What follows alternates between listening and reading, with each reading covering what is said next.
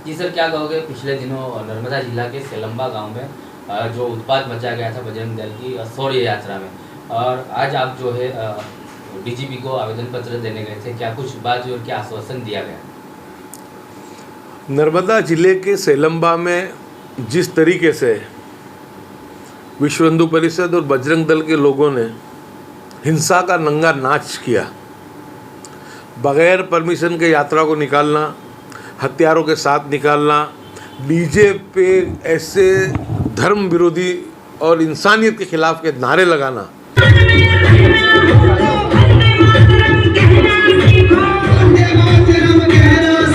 और वहाँ पे जो उत्पात बचा और उससे जो नुकसान हुआ है, उन बातों को लेके पिछले 2-3 रोज से हम लोग, जब से ये घटना बनी, जब से वहाँ के लोगों के भी संपर्क में थे, जितना हो सके उनको हेल्प हो सके कानूनी तरीके से भी उसकी पूरी हमने कोशिश की। और उसी को चलते आज हमने राज्य के डीजीपी श्री विकास सहाय साहब से भी मिला और सेलम्बा के बारे में भी हमने उनको पूरी जो बात है उससे अवगत कराया। उनको कहा कि आप वीडियो देख लो किस तरीके से दंगे की शुरुआत हुई है, और जो ये दंगा करने वाले दंगाई खुले आम उस वीडियो में दिख रहे हैं। और वो वीडियो हमने पूरे के पूरे जो वीडियो हमने डीजीपी साहब को भी दिए हैं, वो ही हमने रेंज आईजी सर संदीप साहब को भी दिए हैं, हमने एसपी नर्मदा को भी दिए हैं, सभी को हमने वो वीडियोस भी हमने सब उनको भिजाए हैं। अब उसके साथ में हमने ये कहा कि दुकानें जो जली हैं, वो दुकानें 10 से ज़्यादा दुकानें जली हैं या लूट मची है, कुछ जली है और कुछ में लूट मची है, तो उनकी सबकी कंप्लेन होनी चाहिए। और उनके अंदर सभी में आरोपी खुलेआम लूट रहे हैं, वो सीसीटीवी कैमरा में भी दिख रहे हैं और साथ साथ में वो जो वीडियो वायरल हुए हैं उन वीडियो में भी दिख रहे हैं। तो उसमें से गुनहगारों को पकड़ना चाहिए। और हमने डिमांड की है कि भाई पिछले कुछ दिनों से जिस तरीके से धार्मिक यात्राओं के दरमियान तूफान हो रहे हैं, पत्थरमारी घटना हो रही है, इसकी हम निंदा करते हैं। क्योंकि मैं था, इमरान खेड़ावाला विधायक जी थे, जावेद पीरजादा साहब थे, हम तीनों ने मिलकर के बात को रखा और उनसे कहा ही हमने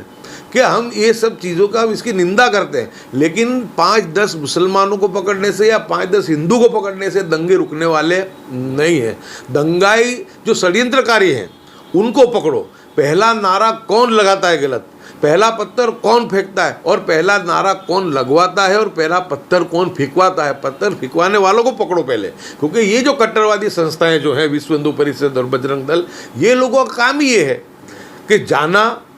डीजे पे ऐसे धार्मिक स्थलों के पास खड़े रहना जहाँ मस्जिद हो, मदरसा हो, और वहाँ पे खड़े रह करके इस तरीके के नारे लगवाना, जिससे कि लोगों को यानी उसके में बाहर आए। तो हम तो आपके माध्यम से लोगों को भी कहते हैं कि लोगों को इस तरीके से एकदम अपने हाथ में पत्थर नहीं लेना चाहिए। वो अगर धार्मिक नारे लगाते हैं या हथियार, तो उनको पुलिस को उसके बारे में कहना चाहिए एकदम से, क्योंकि ये तो षड्यंत्रकारी सफल हो जाते हैं। वो चाहते ये हैं कि हम ऐसे नारे लगाएं या डीजे पे ऐसे गाने बजाएं जिससे कि दोनों समाज के अंदर टकराव हो जाए। तो हमको इतनी अकलमंदी इख्तियार करनी चाहिए कि अगर गाना बजता है तो बजने दो, रिकॉर्डिंग करो उसको, पुलिस को बताओ, रिकॉर्डिंग करो उनका पूरा जो ये लोग हिंसा का तांडव कर रहे हैं, नाटक कर रहे हैं, लेकिन पत्थर कायदे कानून को हमारे हाथ में ना लें और जो भी चाहे वो कानूनी कार्रवाई करें। तो यानी फिर ये जो हमने कहा कि डीजे पे बैंड होना चाहिए,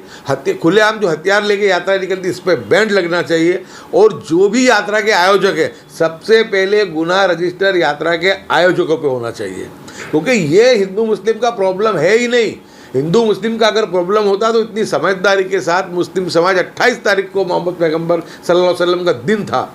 उस दिन भी हम लोगों ने हमारे जो पैगंबर साहब का सल्लल्लाहु अलैहि वसल्लम का उस दिन जन्मदिन था, उसको एक दिन आगे ले गए हम। क्यों ले गए हम आगे? इसलिए ले गए कि भाई एकता भाईचारा बना रहे। और जब बहुत खुशी की बात है कि जब 29 तारीख को जब जुलूस निकला, तो जो संत समिति के अध्यक्ष है गुजरात के महंत दिलीप दास जी, उन्होंने आगे ईद मिलादुन्नबी के जुलूस को ग्रीन सिग्नल बताया। यानी हिंदू मुस्लिम का कोई प्रॉब्लम। पादरा की बात करूँ, जब ईद मिलादुन्नबी का जुलूस निकला तो हिंदू समाज के लोग आए, दरगाह पे वहाँ पर खड़े रह के सबने सम्मान किया। तो जब हिंदू मुस्लिम समाज एक दूसरे की धार्मिक भावनाओं का आदर कर रहा है, कदर कर रहा है, तो फिर लड़ाता कौन है?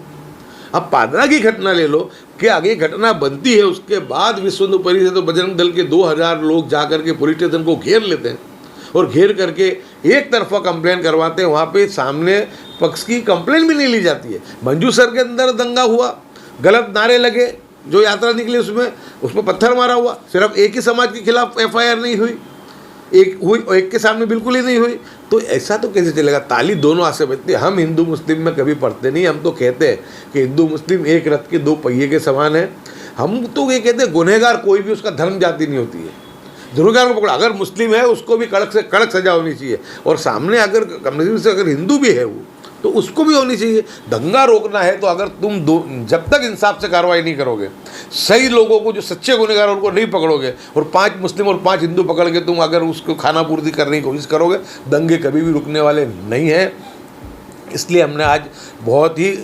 तरीके से सलीके से उनसे बात की है। सेलम्बा के लिए भी बात की कि वहाँ बहुत खौफ का माहौल है, लोग अपने घर छोड़ के चले गए बाहर, वहाँ शांति भाईचारे का माहौल बनाओ, लोगों को वापस लाओ, शांति समिति की मीटिंग बुलाओ, और गुनहगारों को बगैर किसी पूर्वग्रह के, बगैर किसी भेदभाव के, जो वीडियो जो आए हैं, जो CCTV कैमरा है उसमें खुला दिख रहा है कि किस तरीके से हिंसा का तांडव हो रहा है, तो उसके अंदर जो भी लोग शामिल हैं, चाहे वो हिंदू या मुस्लिम हो, उनके सामने सख्त सख्त कार्रवाई करो और शांति सद्भावना का जो माहौल है वहाँ पे बने। उम्मीद है DGP साहब से आपने ये बात भी कही होगी कि जिस महिला ने पत्थर नहीं उठाया लेकिन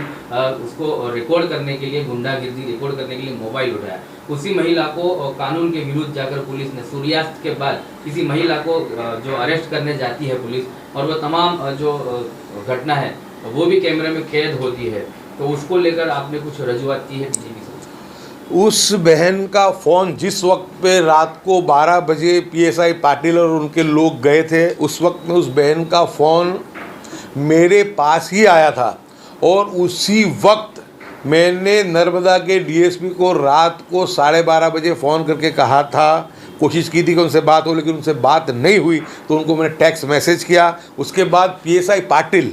जो वहाँ के PSI है, जो उस बहन के घर गए थे, उनको मैंने फ़ोन किया, उन्होंने उस वक्त में फ़ोन उठा लिया। वो मुझे जानते नहीं थे, लेकिन मैंने फ़ोन से उनको कहा कि मैं एक्स विधायक गयासुद्दीन शेख बोलता हूँ, तो वो शायद वो नाम से मेरे वाकिफ़ थे, उन्होंने तुरंत ही कहा कि बोलिए शेख साहब। उस वक्त में मैंने उनको ये कहा